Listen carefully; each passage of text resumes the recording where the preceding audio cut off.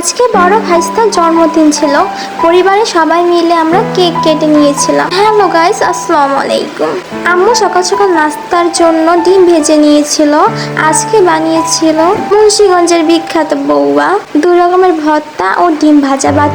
But আমি তাড়াতাড়ি খেয়েছিলাম বলে আলু ভর্তা খাওয়া হয়নি।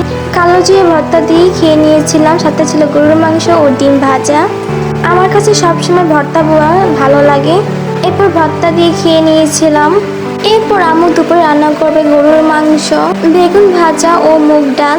আম্মু ভাবছিল আজকে যেহেতু বৃষ্টি সেহেতু গরুর মাংস দিয়ে খিচুড়ি রান্না করবে, কিন্তু আব্বু খিচুড়ি খাবে না, তার জন্যই খিচুড়ি রান্না করা হয়নি। তাই আম্মু ভাত, গরুর মাংস, বেগুন ভেজে নিয়েছিল।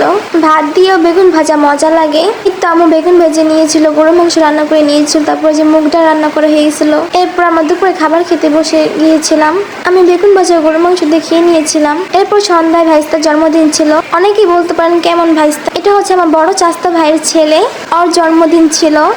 আসলে আমার আপন কোনো ভাই নেই, আমরা 2 বোনই। এরপর ভাইস্তা কেক কেটে নিয়েছিল, কেক খেয়ে নিয়েছিলাম। পরে ভাবি সবার জন্য নুডলস রান্না করেছিল, সেই নুডলস খেয়ে নিয়েছিলাম। আবার আম্মু রাতে পোলাও রান্না করেছিল, হয়তো দুপুরে খিচুড়ি রান্না করেনি। আমার বোন আবার রাগ করেছিল, তার জন্য পোলাও রান্না করেছিল। এরপর পোলাও খেয়ে নিয়েছিলাম।